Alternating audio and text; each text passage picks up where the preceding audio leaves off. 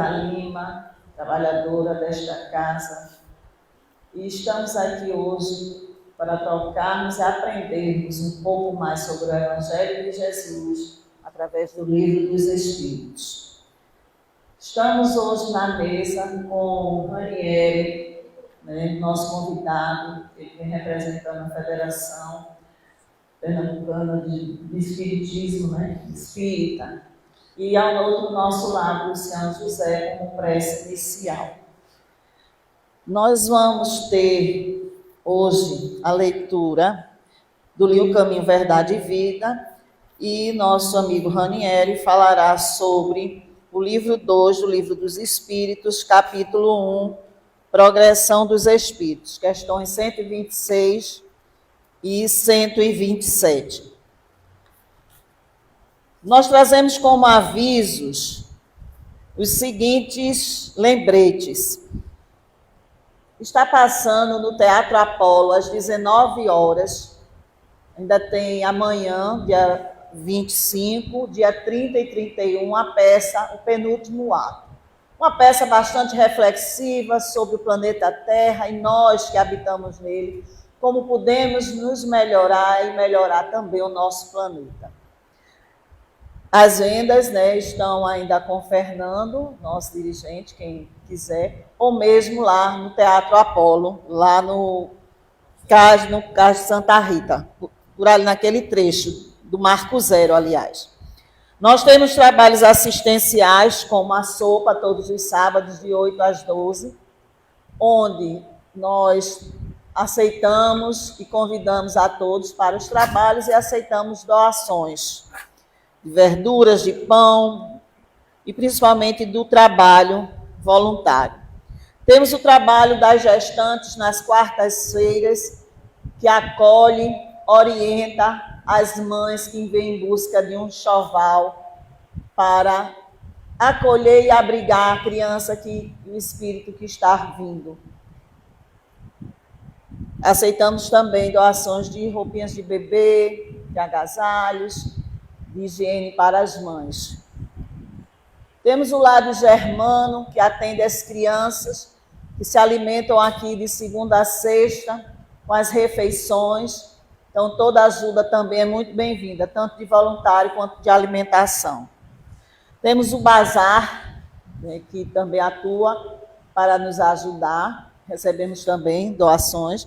Temos a nossa livraria, que está sempre à disposição do que precisar. E teremos amanhã, às 8 horas, aqui em nossa instituição, a campanha do quilo. Esse quarto domingo é aqui em Vila Popular mesmo, é o nosso entorno. A campanha do quilo é um momento onde as pessoas buscam fazer a própria desobsessão do seu orgulho, do seu egoísmo, através da humildade, ajudando a todos aqueles que precisam. Hoje, como foi dito, nós vamos ler o Caminho, Verdade e Vida, de Chico Xavier, psicografado por Chico Xavier pelo Espírito Emmanuel. É o item 47, a grande pergunta. E por que me chamais, Senhor, Senhor, e não fazeis o que eu digo? Disse Jesus, isso está em Lucas, capítulo 6, versículo 46. E Emmanuel explica-nos o seguinte: em lamentável indiferença, muitas pessoas esperam pela morte do corpo, a fim de ouvirem as sublimes palavras do Cristo. Não se compreende, porém, o motivo de semelhante propósito. O Mestre permanece vivo em seu evangelho de amor e luz. É desnecessário aguardar ocasiões solenes para que lhes ouçamos os ensinamentos sublimes e claros. Muitos aprendizes aproximam-se do trabalho santo, mas desejam revelações diretas. Teriam mais fé, asseguram displicentes, se ouvisse o Senhor, de modo pessoal, em suas manifestações divinas.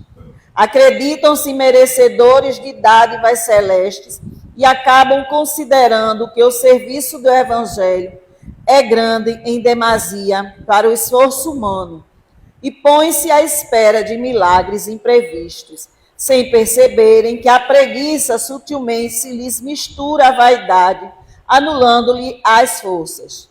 Tais companheiros não sabem ouvir o Mestre Divino em seu verbo imortal. Ignoram que o serviço deles é aquele a que foram chamados, por mais humildes lhe pareçam as atividades a que se ajustam.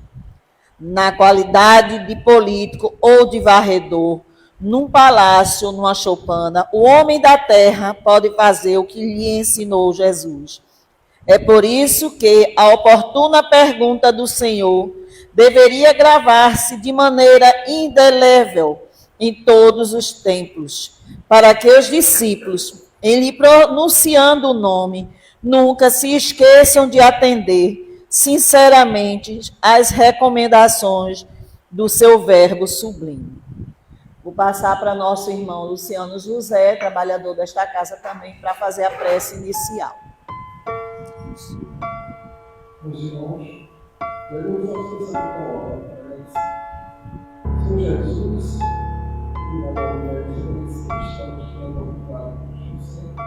Estamos aqui para receber uma iluminação dessa caminhada. Esses cristãos também, nossos filhos de Deus, essa manhã que nos assiste constantemente. Reconhecemos a oportunidade de fazer nosso trabalho, nos acolhe no Senhor. Obrigado, Jesus, pela oportunidade, e nosso encontro seja abençoado e honrado no Senhor. Pai nosso que estamos, santificado seja o teu nome, e a glória do nosso Deus seja feita a nossa vontade, assim na terra como no céu. O nosso Pai, Jesus, perdoai-nos os nossos ofensas, não nos deixemos cair em tentação,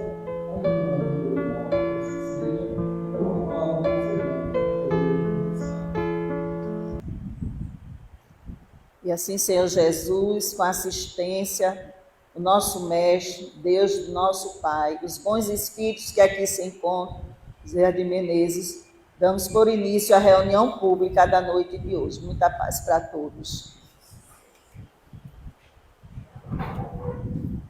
Vamos lá. Meus queridos irmãos, minhas queridas irmãs, boa noite a todos. Boa noite. É um prazer muito grande retornar a essa casa e ver amigos queridos do coração que aqui se encontram nesta casa de luz. Então eu queria externar em nome da Federação Espírita Pernambucana um abraço a todos vocês, um abraço à nossa querida Rita, que está hoje dirigindo, ao Luciano, que está aqui à mesa, na pessoa de quem eu abraço todos os trabalhadores do Bezerra de Menezes. Gente, é uma alegria enorme para a espiritualidade, para nós, quando nós resolvemos sair de casa um dia de sábado, chuvoso, e vir para a casa de Deus buscar o auxílio, a palavra, o conforto. Para todos nós que vivenciamos uma passagem terrena, uma vida, que muitas vezes ela é feita de quedas, com tristezas, com, às vezes, entre aspas, perdas, com desafios muito grandes no nosso corpo e no nosso mundo.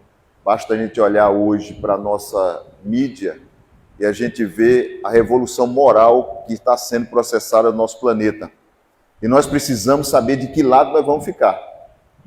Se do lado de Jesus e Kardec, ou se do lado do mundo, como está no Evangelho lá de Mamon, que é o dinheiro, o poder, certo? As coisas do mundo. Porque mais cedo ou mais tarde nós vamos ser chamados a prestar contas a nós mesmos, só que não aqui em outro plano. E aí é que vem a grande dificuldade, porque nós, se não nos prepararmos, quando chegar o momento da morte, nós vamos estar num estado de perturbação e de medo. Mas se nós nos prepararmos, essa situação, quando chegar, vai ser apenas mais uma passagem. Nada mais. E não é só isso. Até chegar esse momento do retorno, nós temos uma caminhada que nós não sabemos até quando será feita. Quantos anos nós estaremos aqui? Poderemos não estar aqui amanhã, mas podemos passar mais 10, 15 anos. Então nós temos que estar preparados, porque o momento do retorno, ele é inesperado para nós. Vai chegar, ele é inesperado. E é exatamente isso que a casa proporciona quando nós buscamos compreender o porquê estamos aqui, de onde nós viemos, o que nós estamos fazendo aqui e para onde nós vamos depois. E é exatamente no estudo dessa obra, a primeira obra que Kardec trouxe sobre a inspiração dos Espíritos, que é o Livro dos Espíritos, o estudo que é feito no sábado, que traz para nós o conforto e as respostas de muitas perguntas que nós fazemos. A gente abre o Livro dos Espíritos e muitas vezes ali está a resposta às indagações que nós temos, nós fazemos, nós insistimos, não compreendemos, mas está lá a resposta.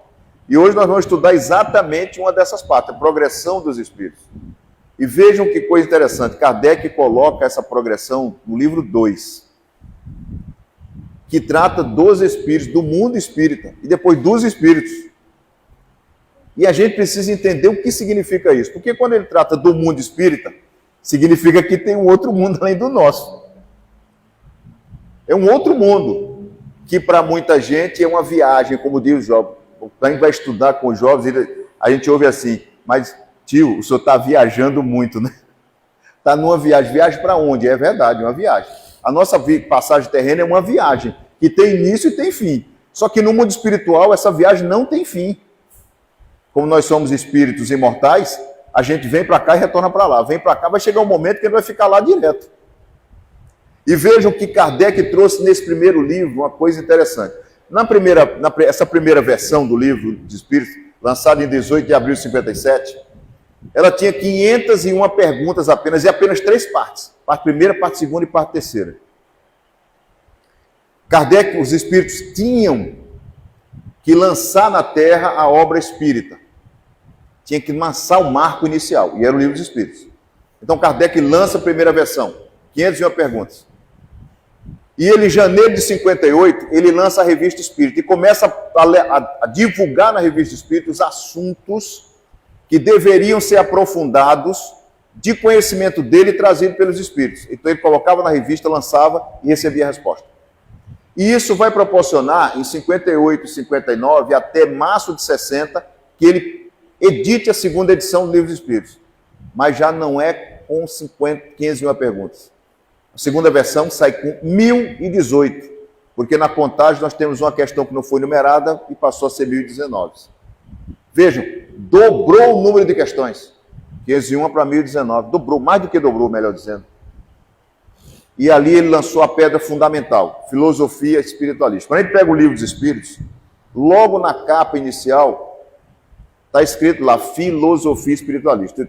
Eu ouvi um amigo dizer assim, vocês têm uma Bíblia, não tem? Que Bíblia? Não. Mas vocês não têm um livro chamado Livro dos Espíritos? Não é a Bíblia? Eu falei, não, não é a Bíblia. Porque a Bíblia foi escrita pelos apóstolos, com a vida de Jesus. Nós temos uma filosofia espiritualista. Porque o Livro dos Espíritos é filosofia. O que é filosofia? É assim, eu pergunto e tenho uma resposta. Mas se o Luciano pergunta para mim, eu respondo e ele diz, eu não entendi, ele vai perguntar de novo. Aí eu vou ter que responder de novo de outra forma. Aí ele diz, eu não entendi ainda. Pergunta de novo. E assim a gente vai perguntando até que ele compreenda. Quando ele compreendeu, ele absorveu o conhecimento. Ele desenvolveu crença, desenvolveu fé nele. Aí ele passa para a próxima pergunta. Aí começa assim, eu não entendi. Aí pergunta de novo. Isso é filosofia, filo, amigo do saber, sofia, amigo do saber. Então isso não se constitui num livro fechado, é um livro totalmente aberto. Porque você lê a primeira vez o Livro dos Espíritos, quando você lê de novo, o teu entendimento é completamente diferente. O que você não viu, quando você vai ler de novo, você diz, caramba, está escrito aqui, como é que eu não vi isso? Está aqui. Só que você não tinha ainda o descortinamento da verdade. Você não estava maduro para aquilo ainda. Então, o que Kardec faz? Ele lança esse livro para a gente refletir. E ele trata exatamente disso aí, ó. Parte segunda, do mundo espírita. Depois ele trata no capítulo 1 dos espíritos. E ele faz progressão dos espíritos. Como nós estamos estudando a segunda parte, o livro foi dividido em 4. Na primeira parte, nós temos as causas primárias. Vai tratar de Deus, do infinito, lá. Causa primária, primeiro de tudo. Quando ele trata da causa primária, ele vem para a parte segunda, que é do mundo espírita ou dos espíritos. Agora vamos falar de quem? Daquilo que todo mundo sempre soube que existiu, mas considerava mito, os espíritos. Estudava-se antigamente dos tempos, fechado. Mas aí os espíritos dizem assim, agora todo mundo vai saber o que é espírito, o que é mediunidade, o que é isso, o que é aquilo. Vamos lá estudar direitinho? Vamos. Aí ele pega a parte terceira e traz. Vocês agora estudaram a parte primária, vocês estudaram o mundo espiritual, agora vocês vão estudar as leis morais. Porque os moradores do mundo espiritual não são como os moradores da terra, que podem escolher e fazer o que quiserem. Não. Aqui, tudo se organiza baseado em leis morais. Vocês têm que aprender essas leis morais para poder praticar aí, para quando chegar aqui, não sofrer as consequências da perturbação. E depois das leis morais, ele coloca no livro dos Espíritos das esperanças e consolações. Por que das esperanças e consolações? Porque essa parte quarta vai dar origem a um outro livro. E cada uma dessas partes do livro dos Espíritos saiu um livro. Kardec lança a segunda edição do livro dos Espíritos em 60, mas em 1861 ele lança o livro dos Médiuns, que é o segundo pilar dessa base. Ele tinha a filosofia, faltava agora a ciência, que é exatamente o livro dos Médiuns, que é espiritismo experimental. Essa base faz com que a nossa doutrina não se torne uma seita. Uma seita. Por quê? Porque quando a gente estuda a doutrina espírita, a gente tem como comprovar isso aí. Se ele não fizesse isso, a doutrina seria uma seita no que termo? Você acredita se quiser. Eu falo assim, você acredita na reencarnação? Não, não sei o que é isso. Você acredita em comunicabilidade de espírito? O que é isso? Tem como me provar isso? Não, então virou na campo da crença. Você acredita e ele não acredita. Eu acredito, a Rita não acredita. Então, o que os espíritos fizeram? Disseram assim, nós vamos fundamentar isso na ciência do homem. E nós vamos comprovar, vamos permitir que o homem comprove, pela metodologia da ciência do homem, o que os espíritos estão trazendo. O espírito se comunica. Você entra na reunião mediúnica e você estudando, você vai ver que o médium, ao transmitir a comunicação autêntica, ele se empresta o corpo a uma entidade inteligente que transmite através dele as sensações e os sentimentos. E você percebe nitidamente quem é um e quem é outro. Não satisfeito com isso, faltava o terceiro tripé. Eu tinha filosofia, tenho a parte científica, agora faltava a parte moral. Aí o Espírito disseram, agora vamos lançar o Evangelho segundo o Espiritismo. O Evangelho segundo o Espiritismo tem 10% do que tem no Evangelho no Novo Testamento. Por quê? Os Espíritos tiraram as máximas morais do Cristo, que ninguém pode contestar, está em todas as religiões, colocou dentro do Evangelho. E ali eles fizeram, agora nós vamos dar a interpretação do nível superior, dos planos superiores dentro do Evangelho, para vocês entenderem o que Jesus disse quando esteve entre vocês. Sem nenhum tipo de dúvida, de obscurecimento, de obstáculo. Vocês agora vão compreender. Aí ele trouxe o Evangelho.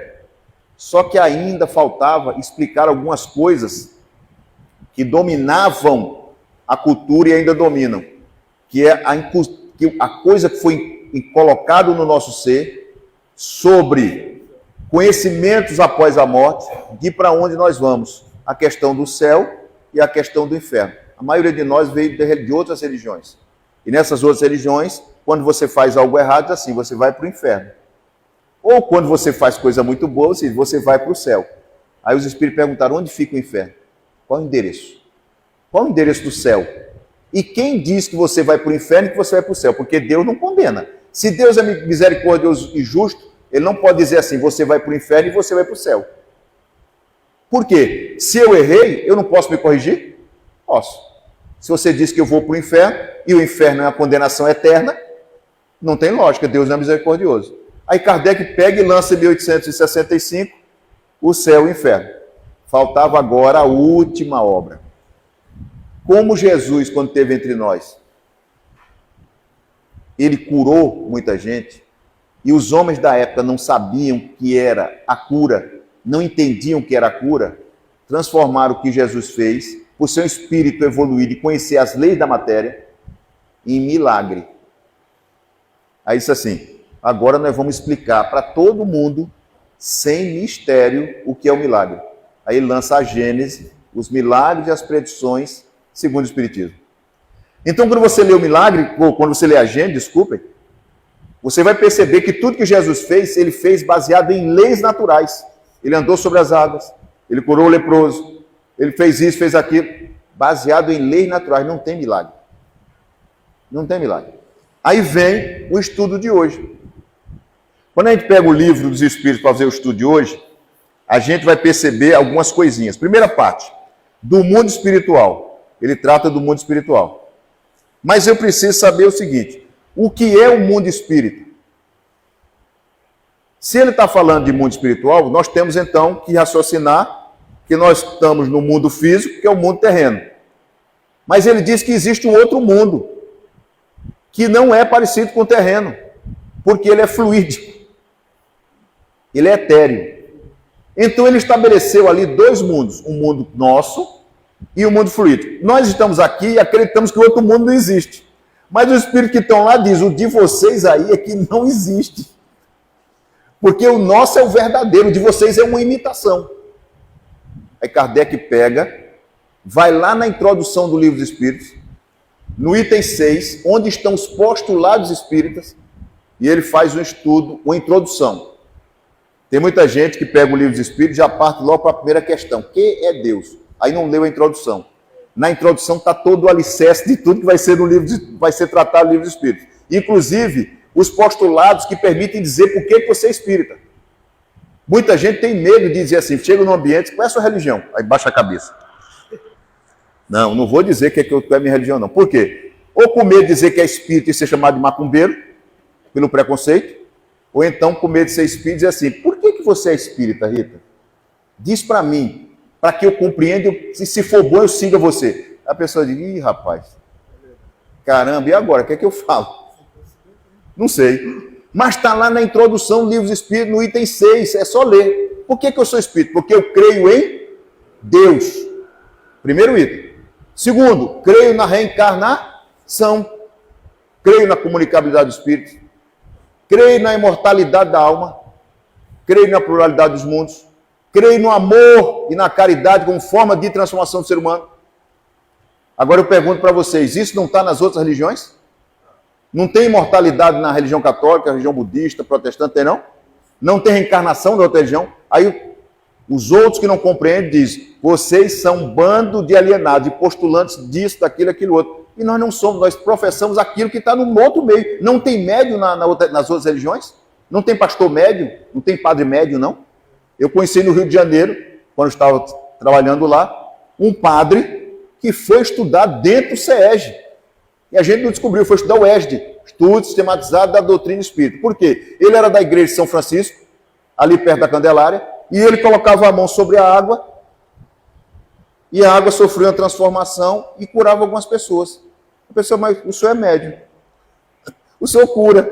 Aí ele, para com isso é coisa disso, é coisa daquilo. Aí ele foi, as pessoas foram falando, os fiéis foram falando da igreja, padre, o senhor cura. Essa água que o senhor me dá aqui, quando eu tomo, eu estou passando mal e eu saio daqui bem. É verdade, irmã? É verdade. Aí alguém falou para ele, por que o senhor não vai estudar o Espiritismo? Deus me livre, misericórdia.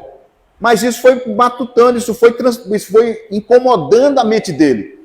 Aí um belo dia ele chega, a gente faz a inscrição para o ESD, chega lá, ele usando aquela camisa que com colazinho aqui. Aí todo mundo olhou para ele assim, ixi Maria, é padre. Mas ninguém falou nada para não constrangê-lo. Turma de 35 pessoas sentado, e ele sentado lá. Falei, não fala nada, porque senão vai constrangê-lo. A gente não sabe qual é o objetivo dele. Vamos observar. E ele começamos o estudo. Quando foi lá para junho, depois de quase 6 meses, a gente chegou para ele, assim, André, você é padre? Sou. Ué, o que você está fazendo aqui? Aí ele explicou, não, porque na minha paróquia, sou padre, a igreja...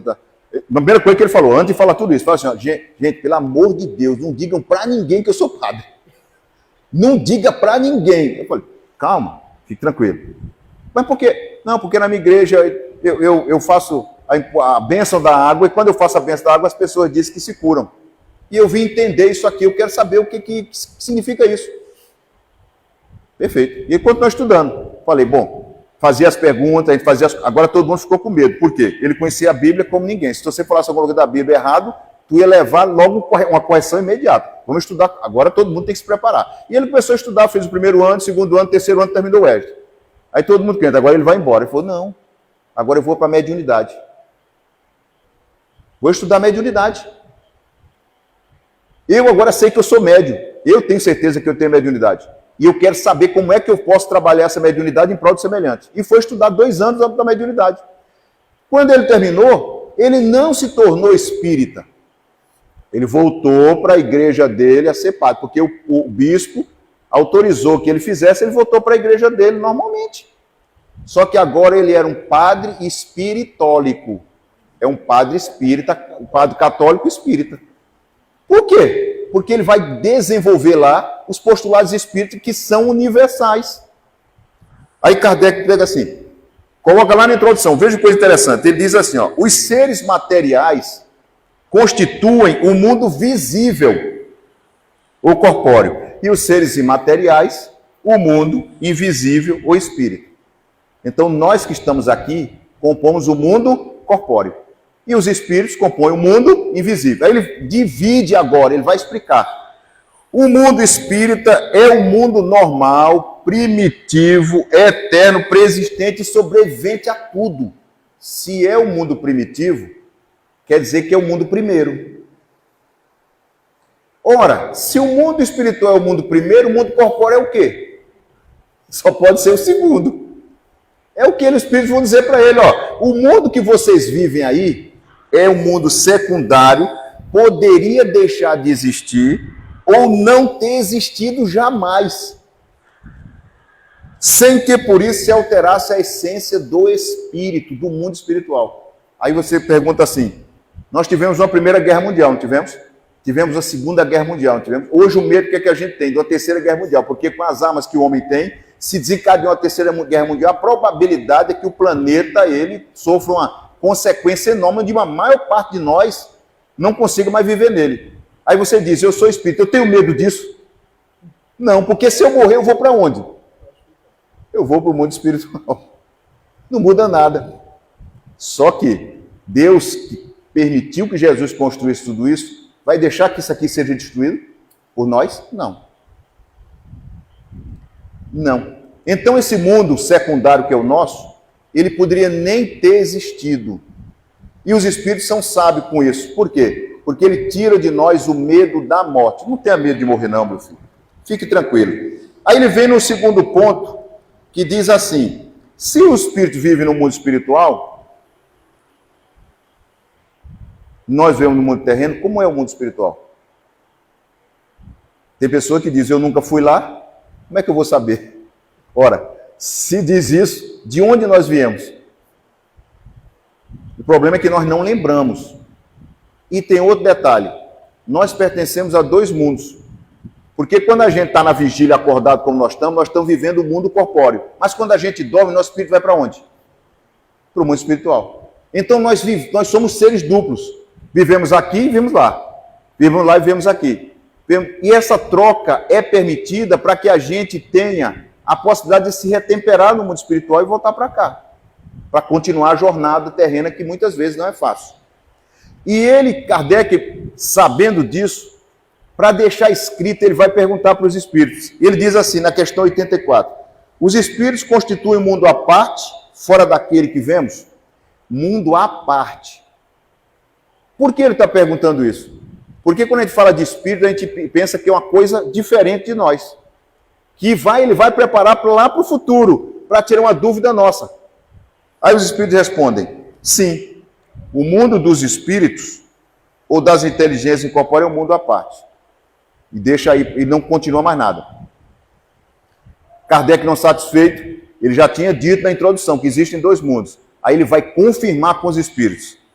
Qual dos 2 mundos, o espírita ou o mundo corpóreo, é o principal? Qual que preexiste e sobrevive? Os espíritos dizem, o mundo espírita que preexiste e sobrevive a tudo. Pronto. Então nós temos que entender o seguinte: se o mundo espiritual sobreexiste e preexiste a tudo, significa que ele é o verdadeiro mundo, a verdadeira pátria. A nossa pátria é transitória. É transitória. E ele pergunta, para fechar o pacote: o mundo corporal poderia deixar de existir? Para confirmar o que ele já tinha dito. Os espíritos dizem, dê certo. Eles são independentes. Agora vejam a sapiência dos espíritos. Eles são independentes. Mas ele continua e diz, contudo, é incessante a correlação entre ambos, porquanto um age sobre o outro. Opa! Se o mundo espiritual age sobre nós, quem é que está agindo sobre nós? Os espíritos. Se nós agimos sobre o mundo espiritual, nós estamos agindo sobre quem? Sobre os espíritos. Aí nós compreendemos a obsessão. Que ele vai trabalhar na questão 425 em diante. Vejam como os espíritos são sábios. Ele está falando sobre a existência do mundo corporal. Agora nós vamos tratar, o Kardec pega e diz, tá bom, o mundo corporal já está satisfeito, agora eu vou tratar dos espíritos. O que você é? O que nós somos, hein? O que nós somos? Alguém aqui já deve ter ouvido falar em alma penada, não já? Quando a gente era pequeno, nossos pais ou então alguém falava assim, ó, não entra naquela casa escura não, que tem alma penada. Ó, que dali tem, se tu for para ali, o espírito vai te pegar. E nós criamos essa cultura de ter medo da alma penada como sendo um espírito mau. Isso é uma coisa equivocada, gente. Completamente equivocada. Porque criou o quê? Uma falsa ideia do que é a alma. Kardec, sabendo disso, ele vai perguntar na questão 134. O que é a alma? O que é que os espíritos vão dizer? Um espírito encarnado. O que é que nós somos? Espírito encarnado. O que é que nós somos? Alma. Se alguém tem medo de alma, vai ter medo de si mesmo. Então não pode se olhar no espelho. Porque vai olhar no espelho, ixi, Maria. Mas isso tem uma significação maior. Sabe qual é? É que quando ele coloca desse jeito, ele está dizendo assim, ó, entre vocês encarnados e nós desencarnados, não tem diferença nenhuma. Porque vocês são espíritos e nós somos espíritos. Qual é a diferença? O corpo. Vocês têm um corpo, vocês têm a essência, que é o espírito, princípio inteligente. Vocês têm um corpo espiritual, que chama-se perispírito. Aqueles que estão chegando pela primeira vez, o perispírito é um corpo fluídico semelhante a esse que a gente veste no mundo espiritual.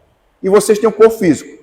Nós temos a essência espírito e um perispírito, porque o espírito não pode interagir na matéria se não tiver um intermediário, que é o perispírito. Qual é a diferença, então, entre vocês e nós? Um corpo físico. Quando isso acontece, gente, a nosso pensamento, nosso raciocínio muda completamente. Por quê? Porque eu sei que quando eu morrer, eu vou ser espírito, do mesmo jeito que hoje eu sou espírito encarnado.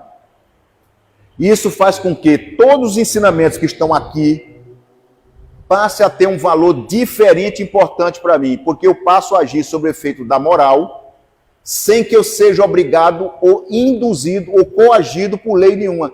Então eu não vou matar o meu semelhante, não é porque tem uma lei penal que diz que se matar é passar 30 anos na cadeia. Eu não vou matar porque eu sei que eu estou infringindo a lei divina, e eu como espírito, ao infringir a lei divina, a consequência do meu ato vai ser sentida aqui, e vai ser sentida lá.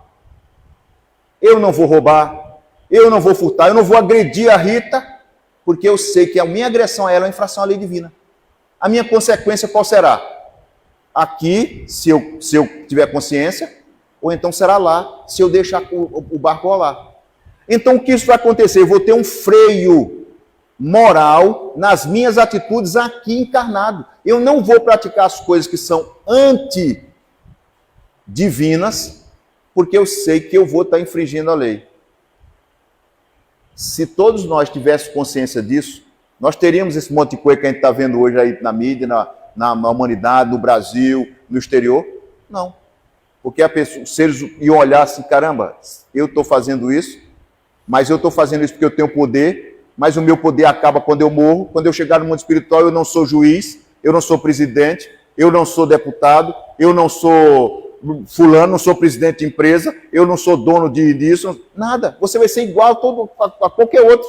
E tem mais, o teu subordinado às vezes é mais elevado que você. Aí vai chegar lá em cima e vai dizer, ui, doutor, e o senhor está por aqui? Estou, meu filho. Mas o senhor está tão apagadinho. Porque o nosso valor no mundo espiritual não é dado porque nós temos em bens materiais, mas pelo valor moral. Bom, se eu agora sei o que é que eu sou, ou melhor, se nós sabemos o que é que nós somos, exatamente, nós sabemos o que é que nós somos, Kardec agora vai passar a buscar o seguinte: se nós temos no mundo dos espíritos um mundo, que região os espíritos ocupam? Qual é o lugar que os espíritos ocupam? Por que ele está perguntando isso? Porque ele vai desenvolver lá no livro Céu e Inferno, o local do céu e do inferno, que diz que existe. Ele vai perguntar quando a gente morre, para onde a gente vai? Aí os espíritos, isso ele pergunta a questão 87. Aí os espíritos respondem assim: estão por toda parte. Povoam infinitamente os espaços infinitos, tendes muitos deles de contínuo do vosso lado. Opa, então significa que entre nós aqui está cheio de espírito. Cheio, lotado. Aí eu assim, rapaz, agora o que eu faço? Eu corro ou eu fico aqui? Não se preocupe. Eles estão aqui ordenadamente, organizadamente, uns para estudo, outros para tratamento, mas acompanhados. E eles continuam, observando-os e sobre vós atuando, sem o perceberes. Se estão atuando sobre nós, significa que nós recebemos influência deles. E o inverso também é verdadeiro. Nós os influenciamos. Eles estão nos preparando exatamente mais à frente para a gente compreender como é que surge esse intercâmbio entre os dois planos. Como é que eu perco a minha mãe, entre aspas, a minha mãe desencarna, morre, e às vezes ela está do meu lado e eu não percebo. Ou ela está do meu lado me intuindo e eu percebo. Caramba, hoje eu acordei, eu pensei na minha mãe. E a pessoa diz, é um pensamento, não, isso é ilusão, isso foi um sonho. Não é sonho. Às vezes ela está do teu lado, está te ajudando, está te intuindo sobre alguma coisa que você está preocupada, mas a gente tem os olhos de ver da carne e não percebe que ela está do nosso lado. O pai, a mãe, a avô, a avó, nossos anjos da guarda. E a gente se desespera quando esses entes queridos morrem. Verdade. Porque a gente não vai mais vê-los. Isso é normal. Mas quando eu tenho a visão do futuro como espírito, eu digo assim, espera aí, mais cedo ou mais tarde eu vou estar com ela. Não é? Eu não vou voltar para o plano espiritual? Vou. Agora vejam que coisa interessante. A gente nesse intercâmbio de ida e vinda, quando a gente encarna, os espíritos que estão lá choram porque a gente nasceu aqui. E todo mundo aqui se alegra. Festa! Nasceu meu neto, nasceu meu filho, vamos fazer festa. Aí festa. A criança nasce, cresce, se desenvolve, aí chega na idade madura, retorna. Quando ele retorna, todo mundo aqui chora. Aí todo mundo lá de lá, festa, bem-vindo meu filho, você nasceu de novo aqui. Venha meu filho, venha, você agora nasceu de novo aqui. Festa do outro lado, choro do lado de cá. E fica nessa, chora lá, alegra aqui, alegra lá. Quando a gente compreende o mundo espiritual, esse desespero, ele passa a ser um fator impeditivo da nossa caminhada? Não. Eu sei que a nossa separação é temporária, mas isso tem um poder enorme. Eu tinha um amigo no Mato Grosso do Sul, que a mãe estava com 78 anos, trabalhava no centro espírita.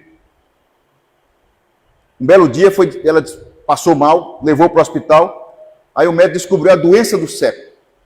A senhora está com câncer. Ela estava com câncer no útero, agressivíssimo. Ela debilitou, foi internada. Na internação, os médicos falaram, não vão operar porque pela sua idade a senhora não vai aguentar a operação. Foi para a UTI. Esse garoto é trabalhador da casa espírita. E vejam bem, trabalhador da mediúnica. Ele colou do lado da mãe e disse assim, mãe, se a senhora morrer, o mundo acabou para mim. Não pode morrer não. Só não pode morrer. E não pode morrer. E ele não saía da UTI, naqueles horários que podia ficar lá dentro, ele não saía da UTI. E colado do lado da mãe. E a gente ia lá para fazer o evangelho, para aplicar o passe, conversar com ele e tudo mais. Aí falava para ele, André, você não pode fazer isso. André, compreenda. Sua mãe chegou no momento do retorno. Você está falando isso porque não é com você. Você não está sentindo a dor que eu estou sentindo. Eu falei, não é isso. Veja, não é assim. Veja. A sua mãe está no estado de doença e conversava, ele dizia, não quero mais saber dessa conversa de vocês. Não quero mais saber. E ficou desse jeito 35 dias. A mãe na UTI, no estado debilitante, cheia de toda entubada, tomando medicação, sofrendo. E ele colado do lado dela, só não pode isso. Se a senhora for, meu mundo vai acabar, meu mundo acabou, não sei o que eu vou fazer da vida, e não sei. Aí então chegamos no domingo para visitá-la e dar apoio para ele. E ele estava sentado numa cadeirinha do lado assim, junto da sala. Quando a gente entrava, ele sempre levantava e ia para junto da gente. Ele ficou lá. A gente aplicou o passo, fez a oração, e aí começamos a perceber algo diferente nele. Aí depois ele chamou a gente no canto, queria conversar com vocês. Aí falou, olha, vai ser muito doído. Meu coração está arrasado. Eu não sei o que é que eu vou fazer, mas eu tomei a decisão. Eu vou orar e pedir aos bons espíritos que levem a minha mãe em paz. Eu não sei o que é que eu vou fazer. Jesus vai me conduzir. Meu anjo da guarda vai me conduzir, me dê força. Mas, gente, vocês vêm falando, e eu vou deixar aquela parte. Aí se afastou um pouquinho da gente, chegou do lado da mãe e balbuciou assim, mãe, eu vou sentir muito a tua falta. Eu sei que não vai ser a mesma coisa, porque eu não vou te ver todo dia, não vou te abraçar, não vou receber a tua bênção, não vou tomar o teu café maravilhoso. Mas eu queria dizer que a senhora pode partir em paz, que os bons espíritos possam te levar. Guarda um lugarzinho para mim lá em cima. E saiu. Nós saímos, o médico procurou, olha, faça uma oração porque está na mão de Deus. E recomendou para ele, vá para casa, André. E ele foi para casa. O que aconteceu? 3 horas da manhã, ela partiu. Mas vejam como a espiritualidade é maravilhosa. A dor veio. Ele voltou para o trabalho na casa espírita. 6 meses depois, na reunião mediúnica, quem dá a psicografia? A mãe. Só que ela não se identifica, a espiritualidade não deixa. Mas tem detalhes na psicografia que você identifica. E a detalhe foi o seguinte, na psicografia ela falou assim, meu filho, eu agradeço a você por aquele momento em que você orou e permitiu que eu partisse em paz. Porque eu cheguei no mundo espiritual em paz, sabendo que você estava confortado aí. Quando ele leu, tem dúvida? Mas tem gente que não acredita. Aí Kardec vai dizer assim, ó, se os espíritos atuam sobre nós atuamos sobre eles. E se nós atuamos sobre eles, para um atuar sobre o outro, tem que ter uma certa hierarquia.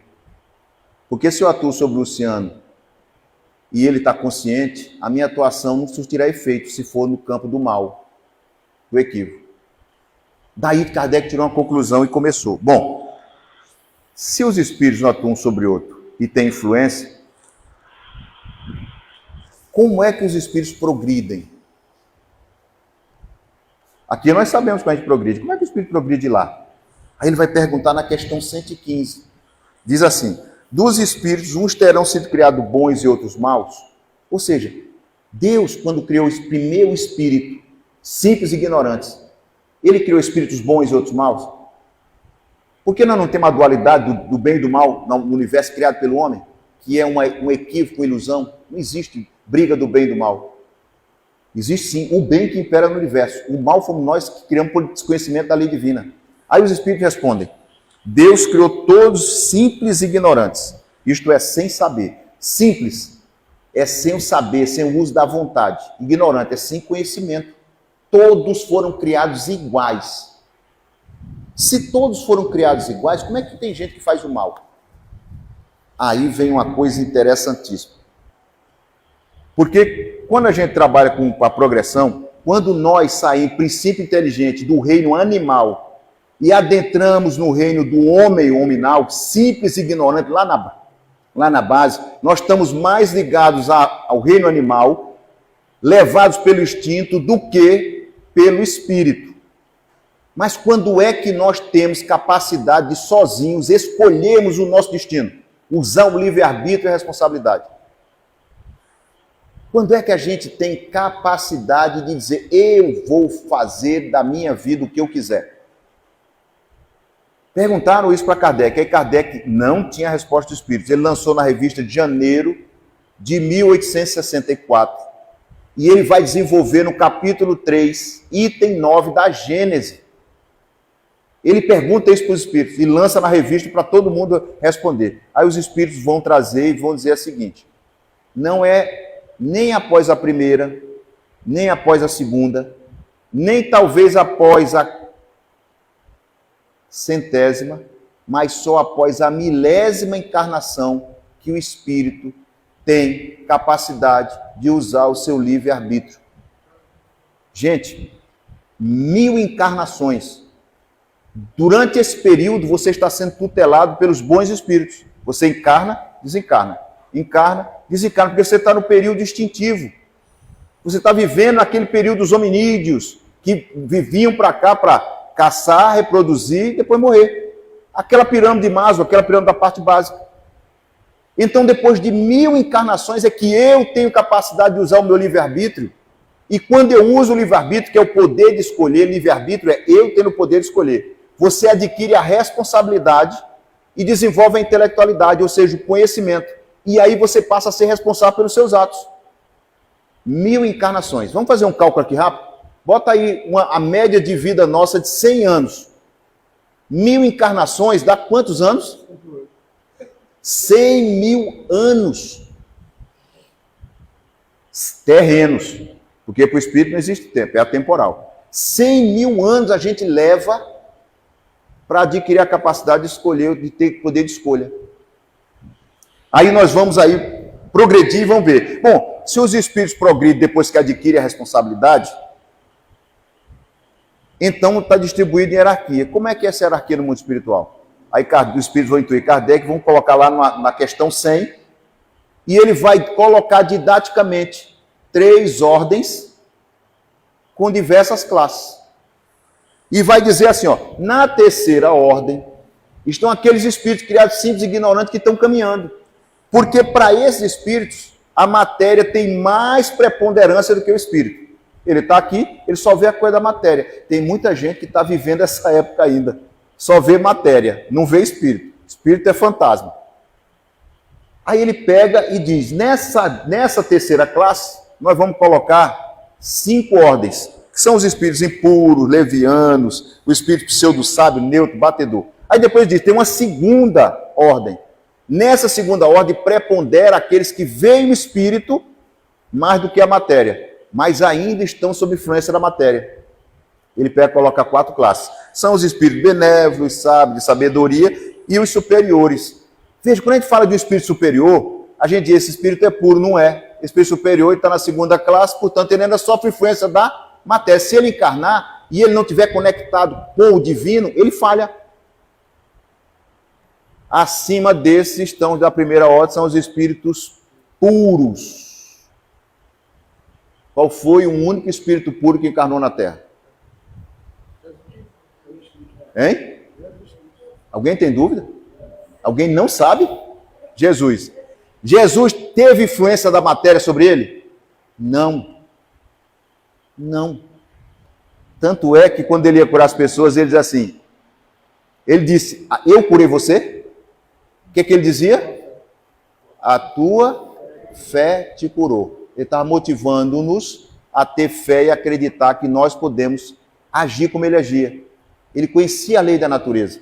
E ele sabia manipular a natureza, porque ele era um espírito puro, ele foi o criador do nosso planeta. Quando ele fez isso, ele trouxe para nós, tentou mostrar para o povo daquela época o espiritual que deveria reinar sobre o material. E nós não acreditamos nisso. Agora nós vamos entender exatamente o que é a questão de hoje, questão 126 do Livro dos Espíritos, que é a progressão dos espíritos dada aqui.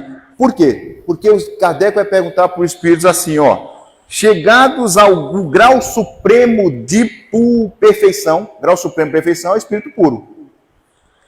Os espíritos que andaram pelo caminho do mal aos olhos de Deus, têm menos méritos do que os que não andaram pelo caminho do mal. O que ele está querendo dizer? Está diante de Deus, eu e a Rita. A Rita sempre caminhou pelo caminho do bem e chegou a ser espírito puro. Mas o que eu fiz? Fiz um erro aqui, um erro ali, um erro aqui, um erro ali, mas cheguei lá. Aí estou eu e Rita diante de Deus. Aí, o que Kardec está perguntando? Deus tem preferência pela Rita em relação a mim? Porque o que a gente faz aqui na Terra? Quando a gente comete um erro, você olha para o semelhante e diz assim, você é uma boa pessoa assim, mas o teu passado te condena. Não é? Na Terra. Isso, na Terra, deixe bem claro, na Terra. Nós aqui. A gente não perdoa o erro do outro. Não perdoa. Ih, você está querendo trabalhar? Mas aí, rapaz, você não pode trabalhar aqui não, porque o que você foi no passado não te traz um salvo-conduto para vir para aqui não. Tu vai errar do mesmo jeito. Se Deus fizesse isso, ele estaria sendo justo, misericordioso e justo?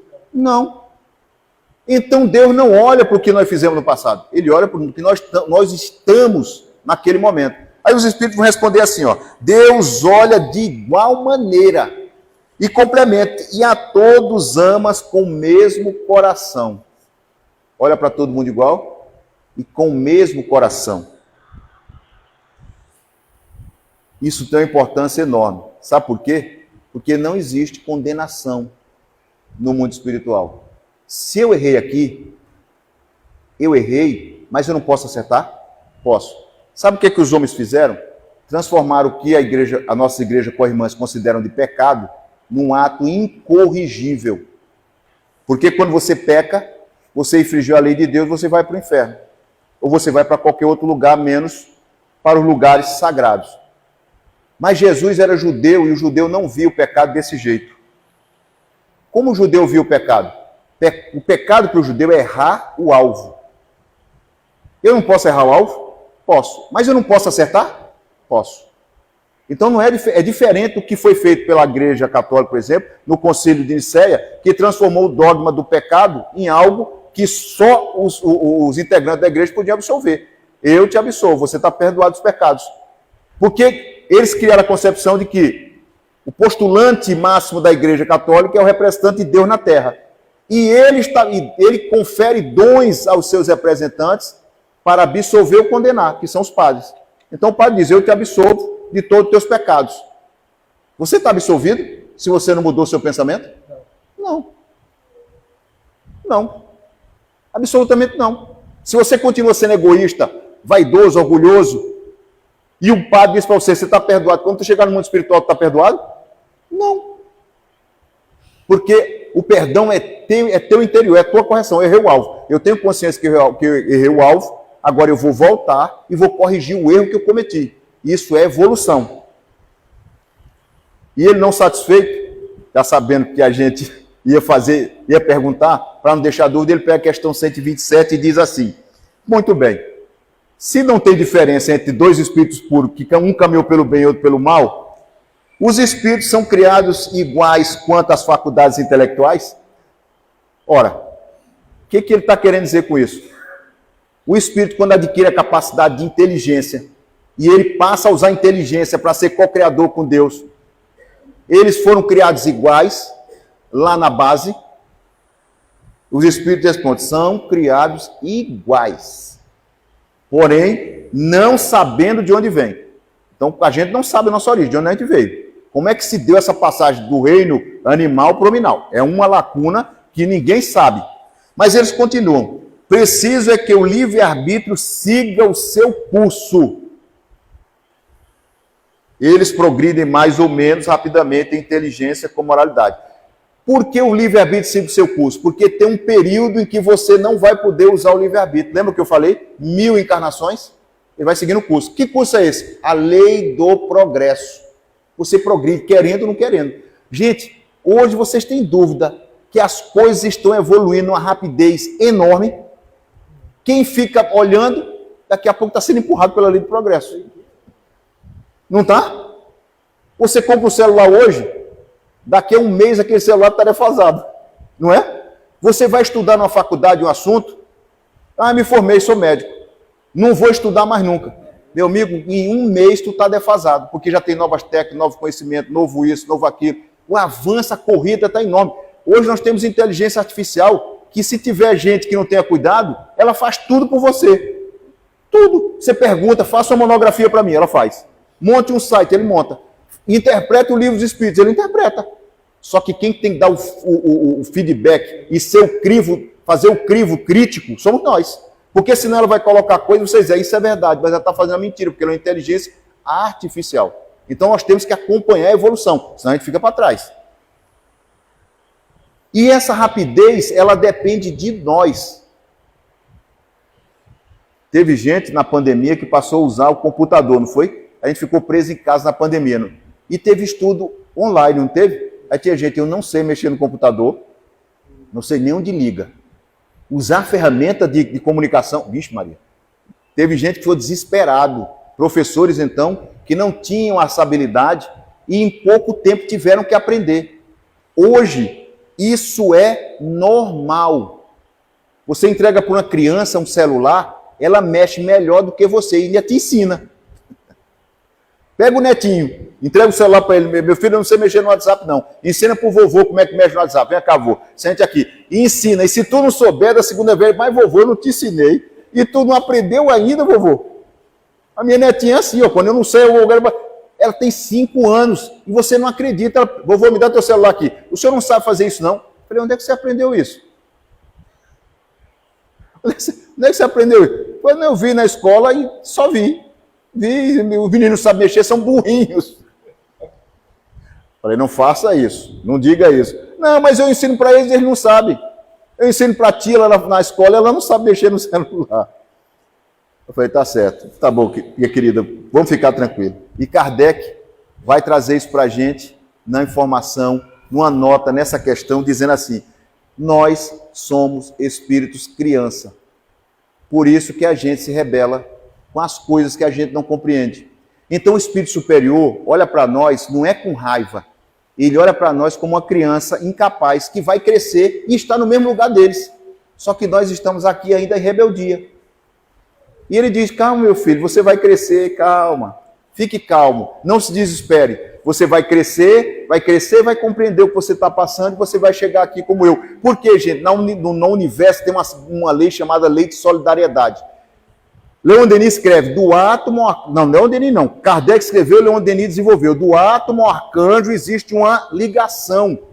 O espírito superior, ele está preocupado com o nível dele e com o nível de baixo. Nós aqui estamos preocupados com o nosso nível e o nível de baixo sendo ajudado pelos de cima. E os que estão lá embaixo estão preocupados com o seu nível e olhando para cima. Então nós estamos de mão dada do espírito que está sendo criado agora, sempre ignorante, até o espírito mais puro. Está todo mundo ligado numa cadeia. Por quê? Quando Jesus veio aqui, ele disse, meu Pai e eu somos um. Quando ele disse meu Pai e o vosso Pai, ele está dizendo o quê? Que nós temos um único. Se nós temos um único Pai, nós todos somos o quê? Irmãos. Se nós somos irmãos, não tem irmão, esse círculo consanguíneo que a gente fala. O ciclo consanguíneo ele foi criado para a gente desenvolver habilidades, faculdades, enquanto está crescendo. Porque nós estamos na mesma família, e na mesma família vem os afetos e os desafetos, para a gente aprender. E é aí que a gente vai crescer. E nesse crescimento a gente evolui e começa a compreender muito mais a espiritualidade do que a gente imagina. Gente, quando Jesus esteve aqui, ele ensinou muitas coisas. E tem gente que ainda insiste em colocar Jesus pregado na cruz. Está lá de braços abertos, pregado na cruz. O que Jesus quis mostrar com a cruz? Ninguém muitas vezes não sabe. Quer dizer, ele trouxe o amor? Trouxe. Explicou o reino de Deus? Isso. Mas o que a cruz significa? Jesus morreu na sexta-feira, não morreu? No domingo, Maria de Magdala foi lá buscá-lo para untá-lo, não foi? Aí ela vai buscando o túmulo, tem 2 homens dentro do túmulo. Queria assim, aqui vens, mulher. Ela disse, não, eu procuro o meu mestrezinho. Aí Jesus estava atrás dela e diz, Maria. Ela se volta, Rabone é mestrezinho. Ela tenta tocá-lo. E ele diz, não me toque, porque eu ainda não fui ao Pai. Por quê? Naquele momento ele tinha ido às esferas inferiores, resgatar Judas, e tinha voltado com o perispírito ainda impregnado daquela região inferior. E se Maria tocasse, ela podia se contaminar, sem saber. Então ele diz, não me toques. Quando ela reconhece Jesus, Jesus estava com que corpo? Se o corpo físico morreu. Corpo espiritual, gente. O corpo espiritual. Jesus vai mostrar naquele momento assim, a cruz que você olhou para mim como sofrimento, que eu não sou espírito puro e não preciso, eu estou te ensinando para você entender que a morte não existe. Um postulado espírita, imortalidade da alma. Como ele tinha falado com Nicodemos, ninguém vai ao reino de Deus se não nascer de novo. Outro postulado espírita. E a gente vem para cá e continua insistindo na teimosia. E a gente estudando aqui, a gente compreende que nós fazemos parte de um mundo corpóreo e nós estamos dentro do mundo espiritual. E vamos voltar para ele em breve. Não tenham medo, confiem em Jesus, confiem em Deus. Porque tudo na nossa vida tem início, meio e fim. A gente aqui não sabe quando vai terminar. Estou doente. Quando é que eu vou me curar? Não sei, mas a cura pode estar amanhã. Basta ter fé, fé raciocinada. E essa fé é o que nós temos que transmitir para todos nós que estamos aqui. Acreditar em Deus, acreditar em Jesus, acreditar na doutrina e usar a doutrina em nosso benefício. E a gente cresce. Muita paz. Obrigado, gente.